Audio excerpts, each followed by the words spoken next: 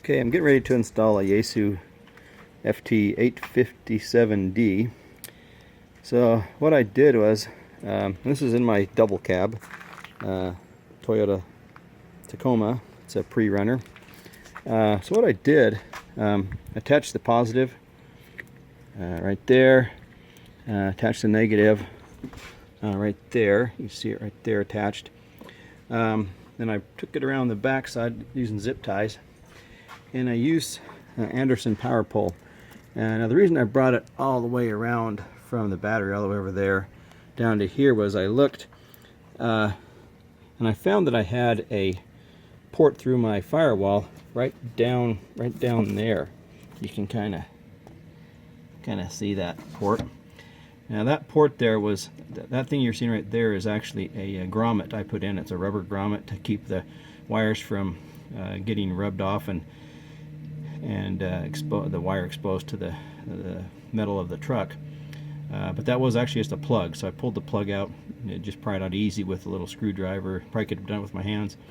Then I put these Anderson power poles on here because that way it'll make it easy. Obviously that little plug down there, you're not going to get Anderson power poles through that, so this lets me, I'll bring in a wire from the cab of the truck through here, put the Anderson power poles in it, and it'll plug in right there. Second thing to be aware of is when you get your radio, there are some fuses on it, and when I did my first installation I thought, well, that's okay, I got fuses on it, no worries. Then I had a car mechanic friend talk to me and he says, no, you need to add a fuse up near your battery. So that's what I did right there. It's a 30 amp fuse. Actually maybe like 25, I don't remember. Maybe it shows. But the reason you do this is the fuses that are down near your radio, they will help. Yeah, it's a 25. They'll help, but here's the issue. Let's say, for example, you ignore this advice and you just run the wire right through this hole right there. And then over time, as you drive, there's vibrations and it wears a crease in your wire. Well, you've just turned your battery into a welding torch right there at your firewall. And your radio is protected with the fuses, but there's nothing between that weld point and your battery to break the connection and break a fuse. So this will just keep welding until you are able to, and fire starting to go through your truck until you pull over and somehow, with the tools that you always carry around in your pocket, find a way to disconnect it from the battery. So that's why you put the fuse there. So if something bad happens like that, this fuse will break and not only protect your radio, but protect your truck. Okay, so now I want to install the radio bracket. This positions the radio right where I need it, and since I have a double cab, I'm installing it back seat, behind the back seat. And what I did was I put it in this arrangement. You'll notice that it's aligned with the top or the second line here on this one, a little bit in from this side. What that'll do for me is it aligns the radio up and down. I could have aligned it left and right, but so what will happen is these ports here will be on the bottom. These are the ports for the control head that'll go up front, as well as the microphone that'll go up front. And so that, once those are plugged in, and I can do that as part of the installation, I never have to get back to this side ever again. So it's okay if that part goes to the bottom. But I do want these parts to go up, facing up, because that would make it convenient to be able to see what those are. And there's a legend on the bottom right there where my finger's at, right here. And I just wrote those on top here so I can see what they are. So this will go in and just mount like that, and then I can connect everything pretty easy. So when I want to do if I want to do keying, or if I wanted to do add my HF radio in here at times, I got an antenna I can add for that, but easy to attach it right there. So key notes to make. You don't want to get it too close to there, or otherwise you're not going to get this top screw in. So that distance there, that'll be a little tight. I might just have to hand tighten that one and call that one good. You don't want to get this far, this too low, because then you're going to have a hard time plugging those ports on at the bottom. don't want to get it too high because this is for kids, a little kid seat or something like that someday, and who knows, maybe I'll have that need. So just keep that in mind when you put it in. Okay, so now I'm running the power cord to the radio, and what I've done is I've ran through that little grommet there. I pushed it through from this side. What I did first though is I pulled off this panel here. This came from right down here, and all you do is there's a little thing like this that sits down on the floor, and there's no screw threads on it. It's just actually I tried to unscrew it, but it just comes off. So take that off, and this is the cord right here, this black and red one, and then you can kind of pry this up too. And let's see, what I did is I didn't actually take that off, I just ran the end of it through, and I'm running it all the way through. Got over to this spot, I couldn't get this center between the front and rear cab off, so I'm stuffing it underneath, as you can kind of see there. And then what I'm going to do is just continue stuffing that when I get over here. Just continue stuffing that underneath there until I come out in this section, and then I'll work this out to come through so it doesn't get pinched like that. And then I'll bring that through, and about right over here I'm going to bring that right up through, and we'll see, I might go up underneath the carpet up through that little slot right there, and then up over and into the where I just installed the radio. So now I put on wired up the control head. This is the wiring for the control head.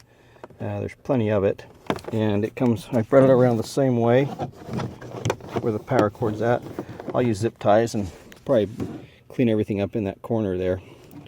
But I'd have to pop these up, no big deal. You just put a screwdriver just like this, and you just kind of pry it back, and that thing pops up. So that's the control head wiring. Yeah, stuffed it underneath her like I did before. Then come up to this point here, and actually here it is right there. So about right there, I went over here, and there's a neat little Velcro piece right here. Velcro piece that I was able to lift up, and there's the wiring right here. I'm just stuffing it there for now because I'll install it later. I've got an adapter that actually I'll unscrew this from the passenger side seat, and then it's in a mount that actually will mount up here and put the head right there. So it's kind of like how cops would do it. So keeps it nice and tidy, and then if I ever sell the truck, I can pull it out and no one will ever know I had a radio in here. Okay, so now I'm over here putting in the speaker, and my truck has a tray, because I wanted to put it someplace where speaker and the handheld mic. I've got the mic right here. I wanted to put these.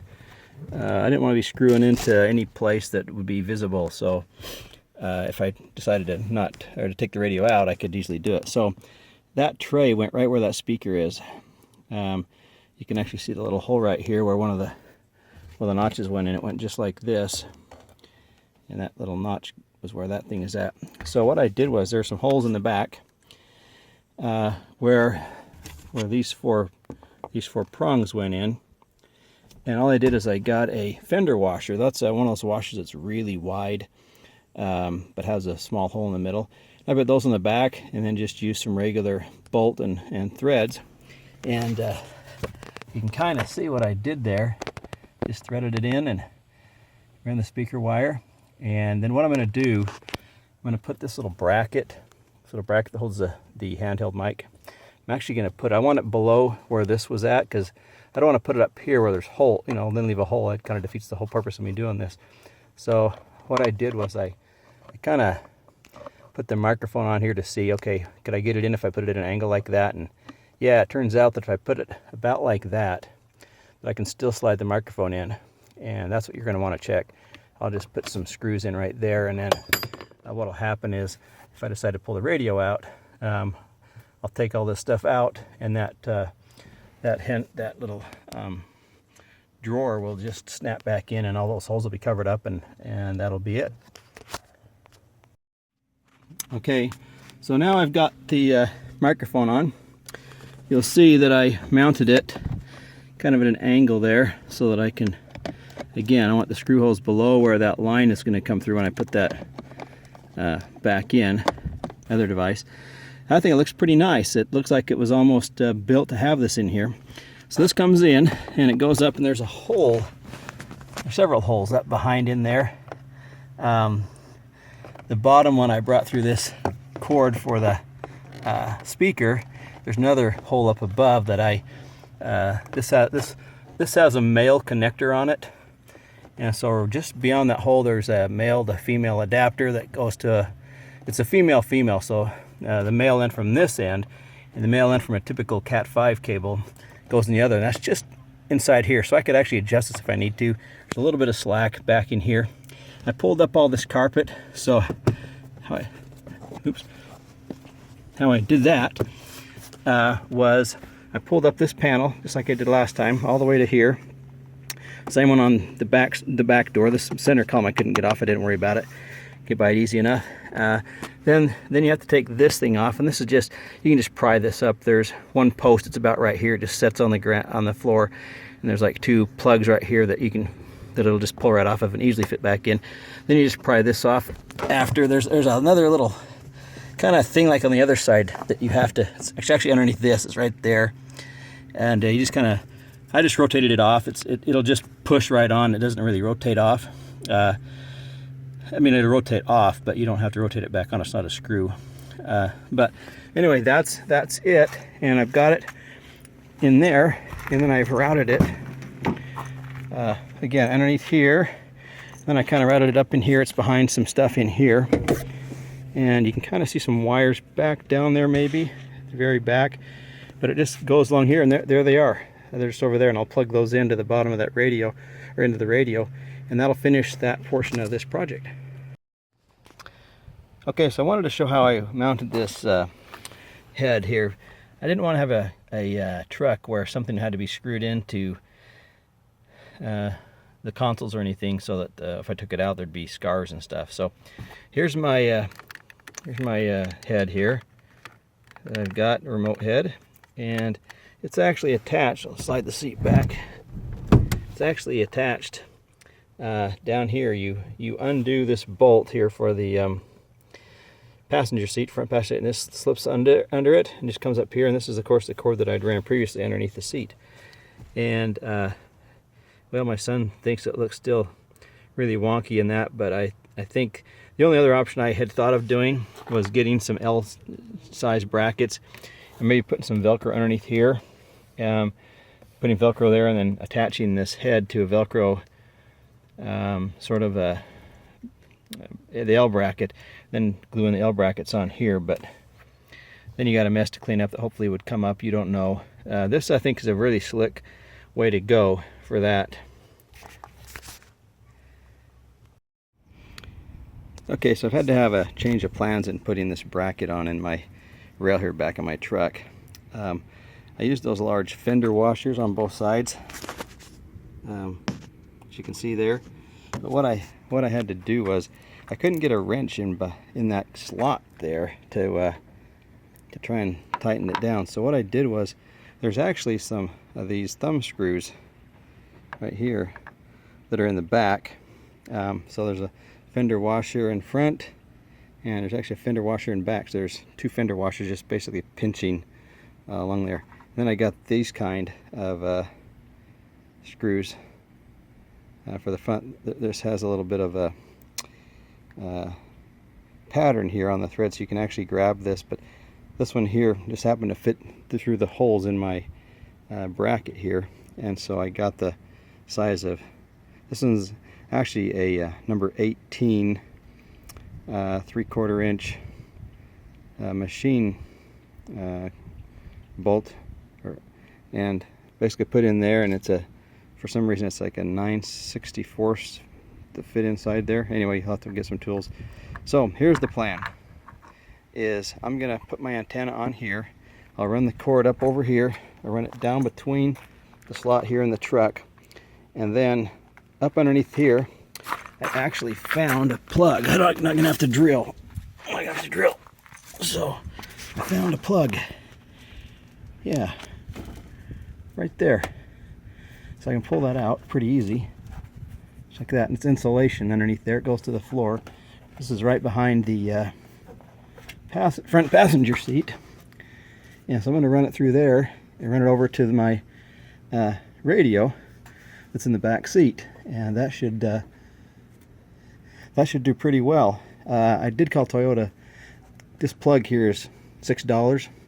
So I think what I'm going to do, I'm not going to pull it out because I don't want to have a complete open there. I think I'll just take like a utility knife and put like an X in it, and then run my cable up through it. I'll leave that in there, but to replace that is $6. So again, it's nice not to have to drill into my truck to do any of this, and I can easily replace that I think it's called a plug, that rubber plug. Okay, and now it's installed. This is a diamond antenna, and wasn't too bad. You just feed it up underneath here, and there's a screw actually, or a threaded. Maybe I can undo this and show you. Oops, see, it's a little loose. I'm gonna have to get in there and tighten it first before we drive this truck. Anyway, came over the top here, went down, brought the up to about right here, up through the floorboard. Actually comes in about right here. The antenna comes in right there, comes in underneath here and back in the back, and then just screws into the radio right there. And I got to tighten this antenna down.